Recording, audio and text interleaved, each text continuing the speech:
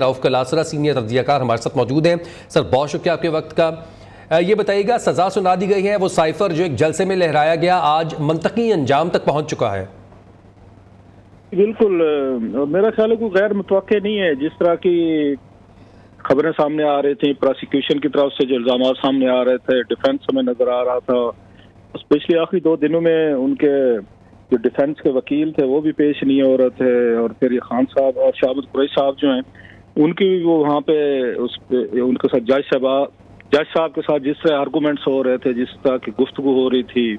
وہ چیزیں بڑی کلیئر تھی، واضح تھی۔ تو میرا خیال ہے کوئی انیکسپیکٹڈ اس میں چیز نہیں ہے، کیونکہ جو الزام تھا بڑا ان پہ خان صاحب پہ، ہم نے اپنے نیو کے پروگرام میں جو ہم کرتے ہیں مد مقابل، وہاں بھی آپ کو یاد ہوگا ایک دفعہ ہم نے ایسا ہی ہے کہ جو پروسیکیوٹر ہیں ان کو بھی لیا تھا، ذوالفقار عباس نقوی صاحب کو، تو ان کا بھی یہ کہنا تھا کہ مین جو ہمارا کیس ہے، جو بھی آپ نے اپنے انٹرو میں پڑھا ہے کہ جج صاحب نے ان کو کہا ہے، وہ کیس ان کا سائفر کا تھا کہ سائفر کی کاپی کدھر ہے۔ تو وزیر اعظم صاحب کے یا شاہد قریشی صاحب سے زیادہ الزام یہ تھا کہ سائفر کی کاپی جو ہے وہ گم ہوئی ہے۔ تو انہوں نے کہا کہ اس کا لہرانے سے یا اس کا نہ لہرانے سے کوئی تعلق نہیں ہے کہ انہوں نے پبلک کیا وہاں پہ جا کے نہیں کیا، وہ بات کا ایشو ہے۔ ہمارا مین یہ ہے کہ سائفر کی کاپی جو ہے وہ کدھر گئی ہے، وہ گم ہوئی ہے۔ اور آج جو آپ بتا رہے ہیں کہ خان صاحب جو انہوں نے بھی یہ بات کی ہے کہ سائفر کی کاپی کا مجھے نہیں پتا۔ ہاں یہ ضرور ہوا کہ بہت سارے لوگ پچھلے دنوں میں کہہ رہے تھے کہ شاید خان صاحب کو ڈیتھ پینلٹی دی جائے یا کوئی اگر اسے 14 سال سزا دی جائے، تو انہوں نے میرا خیال ہے اس معاملے پہ جج صاحب کو پتہ تھا کہ یہ بڑا انتہائی ایک پاپولر ایک وہ لیڈر ہیں، اور ماضی میں بھی ہم نے دیکھا ذوالفقار علی بھٹو صاحب کو جس طرح پھانسی دی گئی، جس کے اثرات آج تک ہمارے پورے معاشرے پہ ہیں، تو وہ اس پہ انہوں نے ایک طرح کی ریسٹرینٹ انہوں نے ظاہر کیا۔ اگرچہ پی ٹی اے والے جو ہیں اور خان صاحب خود بھی ہیں، وہ بڑے پر امید ہوں گے کہ ہم ہائی کورٹ سے اس میں جو پروسیجرل لیپسز جو ہوئے ہیں ان کے بقول، ان کے وکیل نہیں آ سکے، ان کو ڈیفر نہیں کیا گیا، ان کو بڑا سپیڈی ٹرائل کیا گیا ہے، اور ان کا جو رائٹ ٹو ڈیفینڈ ہے یا اس کی گواہوں کی جرح جو تھی وہ پوری نہیں ہوئی۔ اگین اسٹیٹ نے خود اپنی طرف سے وکیل ان کو کر کے دیا، جو بیٹھ کے انہوں نے 25 کے قریب جو گواہ تھے، 26 تھے، تو انہوں نے اس کو آ کے رش کیا۔ سو یہ چیزیں میرا خیال ہے خان صاحب کی فیور میں جائیں گی۔ کل کو جب ان کو وہ چیلنج کریں گے ہائی کورٹ میں کریں گے، یا بعد میں اگر کسی سٹیج پہ سپریم کورٹ میں جاتا ہے، تو آئی ہوپ کہ وہاں پہ اگین خان صاحب کی اور ان کی قریشی صاحب کی جو شکایتیں تھیں کہ ہمیں فیئر ٹرائل یا ہمیں ایک ڈیو پروسیس آف یہ جو ہے اس کا جسٹس جو ہے اس کا ہمیں موقع نہیں ملا، تو شاید وہاں پر خان صاحب اور یہ شاہد قریشی صاحب کو اگر ریلیف ملنے کے چانسز ہیں، وہاں ان کو ریلیف مل سکتا ہے۔ یہ معاملہ یہاں تک پہنچا ہے، اس سے پاکستان تحریک انصاف کی جو ایک حکومت بنی تھی اس کی ساکھ پہ کتنا اثر بنتا ہے، اور آئندہ آنے والی سیاست پر، اور جو فورن منسٹری ہے یا ہمارے فورن ریلیشنز ہیں اس پر کتنا اثر پڑے گا؟ یہ آپ اور میں تو چلے ہم ایک سائڈ پہ ہماری رائے یا آپ کی رائے ایک سائڈ پہ رہے گی۔ یہ جو مین اس میں وٹنس تھے وہ کوئی عام لوگ نہیں تھے، بڑے لوگ تھے جو اس وقت ان تمام فیصلوں میں میٹنگز میں وہ شامل تھے۔ میں مثلا 3 لوگوں کی بات کروں گا، اگر ان کے سٹیٹمنٹ آپ سامنے رکھ کے دیکھیں، principal secretary to prime minister Azam Khan صاحب کا بیان تھا، پھر سہیل محمود صاحب تھے اس وقت یہاں پہ فارن سیکریٹری تھے، پھر اسد مجید صاحب تھے جنہوں نے لکھا تھا سائفر وہاں سے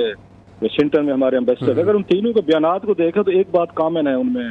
ایک تو یہ وہ کہہ رہے ہیں اس میں کہ سائفر کی کاپی جو ہے وہ نہیں ملی، جو ان تینوں کے اسپیشلی سہیل محمود صاحب اور اعظم خان صاحب کو جو بیان ہے وہ کہتے ہیں سائفر کی کاپی جب تک ہم وہاں پر رہے آفس میں رہے تو سائفر کی کاپی نہیں ملی۔ اور یہ کاپی جو ہے جو اعظم خان کا بیان ہے وہ زیادہ سیریس اور وہ زیادہ ڈیڈلی ہے، جس میں وہ کہتے ہیں کہ جب تک میں رہا میں نے دی تھی اور ان کے پاس تھی، تو بعد میں نے پوچھا تو انہوں نے کہا جی کاپی گم ہو گئی، تو ہم نے ملٹری سیکرٹری اور دیگر لوگوں کو کہا کہ آپ وہ کاپی ڈھونڈیں، تو جب تک میں میرا خیال 11 مارچ یہ رہے وہاں پہ، میرا خیال 11 اپریل تک رہے تو کہے کاپی نہیں ملی، اور اسی چیز پہ ان کو سینٹینس کیا گیا، ان کو سینٹینس کی گئی۔ سو اس میں ریلیشن شپ کے حوالے سے جو کہا کہ ان کی اپنی حکومت جو ہے، کہ ان کو سہیل محمود صاحب کا اگر آپ بیان دیکھیں وہ یہ کہہ رہے ہیں کہ میں نے منع کیا، میں نے 2-3 دفعہ جو میٹنگز میں نے کہا کہ اس کو آپ پبلک مت کریں، یہ افیشیل ڈاکومنٹ ہے، سیکرٹ ڈاکومنٹ ہے، اس میں کوڈنگ ڈیکوڈنگ ہے، کل کو ہمارے لیے ہمارے فارن آفس کے لیے ہمارے تعلقات بھی خراب ہوں گے اور ہماری یہ کمیونیکیشن سسٹم ہے یہ کمپرومائز ہوگا۔ تو انہوں نے کہا میں نے 2-3 فورمز پہ بات کی کہ آپ کو یہ بات اگر نہیں کرنی چاہیے، بلکہ ایک اور چیز اپنے بیان میں وہ کہتے ہیں کہ جب خان صاحب نے لہرایا لیٹر اپنے اس میں جلسے میں، تو ان کو امریکن ایک ڈپلومیٹ جو ہے ان کی طرف سے باقاعدہ کمیونیکیشن کی گئی اور کہا گیا کہ جناب آپ کے پرائم منسٹر جو ہیں یہ ہمارے حوالے سے جو باتیں کر رہی ہیں ٹھیک نہیں ہے، اس طرح نہیں ہونا چاہیے، اور آپ ایک طرح کا سارٹ آف آپ اس پہ احتجاج کر لیں یا کمیونیکیشن کر لیں. اور یہ اس میں سہیل محمود صاحب ایک اور بات یہ کہتے ہیں کہ میں نے یہ وہاں پہ بات کی تھی کہ اگر اس طرح کی چیزیں ہم پبلک کریں گے تو اس سے ہمارے جو ریلیشن شپ ہیں with super power and certain countries وہ خراب ہوں گے، اور جو لینڈنگ ایجنسیز ہیں جن سے ہم یہ قرضے لیتے ہیں like I M F, world bank یا دیگر جہاں پہ امیرکنس کے انفلوئنس ہے، تو وہ ہمارے ریلیشن شپ خراب ہو سکتے ہیں جس کا ملک کو نقصان ہو سکتا ہے. تو اور پھر اگر ان کا اسد مجید صاحب کا بیان دیکھیں، وہ بھی یہی کہہ رہے ہیں کہ جناب کہ میں نے کوئی اس میں کوئی سازش کا یا دھمکی کا تھریٹ کا لفظ یوز نہیں کیا تھا جو خان صاحب ان کے بقول اپنے جلسے جلوسوں میں استعمال کر رہے تھے. سو اگر آپ ان تین چیزوں کو ملا کر دیکھیں تو ایک بڑا کنکلوژن بنتا ہے کہ اعظم خان صاحب کہتے ہیں جناب کہ کاپی خان صاحب کے پاس تھی اور وہ کہتے ہیں کہ مجھ سے گم ہوگی، نمبر 1. اب سہیل محمود صاحب کو دیکھیں تو وہ کہتے ہیں میں نے تو منع کیا تھا، ایڈوائز کیا تھا کہ یہ کام ہمیں نہیں کرنا چاہیے، ریلیشنشپ خراب ہوں گے. اب اسد مجید صاحب کا بیان دیکھیں تو وہ کہہ رہے ہیں جناب کہ اس میں نا اگین جو آتھر ہے جنہوں نے لکھی ہے ڈاکومنٹ کے، میں نے نہیں اگین کوئی لفظ اس میں تھریٹ کا یا اس میں کوئی اس سازش کا میں نے استعمال نہیں کیا تھا. اب یہ تین وہ چیزیں تھیں، اور یہ کوئی عام لوگ نہیں ہیں جیسے میں نے کہا، مگر ٹاپ اس میں ڈپلومیٹس ہیں یا بیوروکریٹس ہیں جو ان میٹنگز میں آ کے بیٹھتے تھے، وہ خان صاحب کے ساتھ اکٹھے ہوتے تھے، یا وہ اس کے آپ کہہ سکتے کریکٹرز ہیں اس پورے اس سائفر میں 5 لوگ بڑے اہم ہیں. اگر مجھ سے رؤف صاحب آپ نے بہت امپورٹنٹ باتیں شیئر کی ہیں کہ اسد مجید نے کیا اس پہ انپٹ دی اور اعظم خان نے کیا کہا کہ ایسا نہیں کرنا چاہیے. ساتھ ہی ساتھ سہیل صاحب نے بھی یہی کہا تھا، سہیل محمود کی بات کی جائے تو کہ اس کو اس طرح سے پبلک نہیں کرنا چاہیے. آپ نے یہ بھی کہا کہ وہ بیوروکریٹس ہیں اور وہ ڈپلومیٹس ہیں، وہ جانتے ہیں ان چیزوں کو اور ان کی نوعیت کتنی ہے. عمران خان یا پھر بانی پی ٹی آئی اگر ان کی طرف سے دیکھا جائے تو انہوں نے اس معاملے کو مس ہینڈل کیا یا انٹینشنز ان کی غلط تھیں، کیونکہ عام آراء جو عوام کی ہے وہ یہ سمجھی جاتی ہے کہ انہوں نے اپنے مفاد کے لیے پاکستان کے جو فورن ریلیشنز ہیں ان کو داؤ پر لگا دیا کہ کسی طرح سے ان کی حکومت بچ جائے.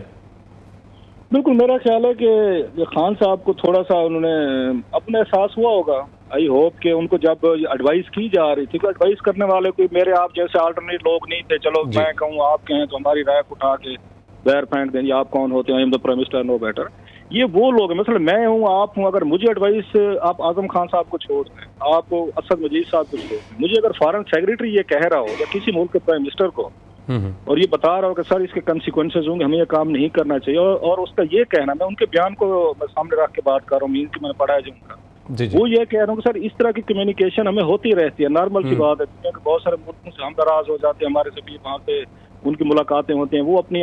آ کے کمیونیکیٹ کرتے ہیں، وہ ہمیں لکھ کے بھیج دیتے ہیں، ہم اس کا ڈپلومیٹکلی جواب دے دیتے ہیں، بات ختم ہو جاتی ہے. ان کا سیم کہنا تھا ہم بھی لوگوں کو دنیا کے کچھ ممالک کو ہم بھی کمیونیکیٹ کرتے رہتے ہیں. سو اٹس اے نارمل ایک ڈپلومیٹک چینل ہے، بزنس ہے. اور اس میں تو اگین اس میں 3-4 لوگ شامل تھے، ملٹری میرا ڈیفینس اتاشی بھی موجود تھے وہاں پہ جب ڈونلڈ لو کی ملاقات ہوئی اسد مجید صاحب سے، اور ان کا یہ کہنا ہے کہ جناب کہ آپ کو اس پہ ریئیکٹ نہیں کرنا چاہیے، یہ ہمیں ہینڈل کرنے دیں، یہ ہمارے فارن آفس کا کام ہے. تو نہ خان صاحب نے ان کی سنی، نہ شاہ محمود قریشی صاحب نے سنی، بلکہ اگر دیکھا جائے، اگر مجھ سے پوچھیں تو اس میں شاہ محمود قریشی کا زیادہ رول بنتا ہے کہ you are the foreign minister of Pakistan. آپ کو فارن سیکریٹری کہہ رہا ہے،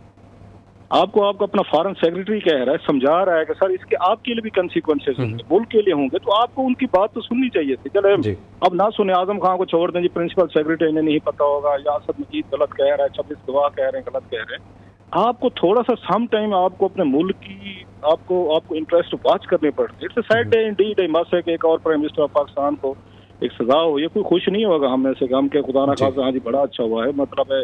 ماضی میں اس کے ایسے فیصلوں کے کوئی اگر کنسیکوینسز اچھے نہیں ہوئے اس ملک کے لیے، جمہوریت کے لیے، nobody is happy today. لیکن ہیونگ سیڈ آل دس، آپ کو اپنا ایک براڈر دیکھنے چاہیے تھی. It's not end of the day, مطلب حکومت آپ ایک دفعہ وزیر اعظم بن گئے، ابھی یہ کوائٹ آپ کی ایج پڑی ہوئی ہے، اسمارٹ ہیں آپ، ابھی آپ ہیلدی ہیں، دوبارہ الیکشن لڑ سکتے. آپ مجھے کوئی ایک بندہ بتائیں، ایک جو پی ٹی آئی میں ہو یا کوئی سینئر ایلیمنٹ کوئی بتا دیں، میڈیا میں ہو کہیں پہ، جس نے کہا ہوگا خان صاحب نے جو فیصلے کیے ہیں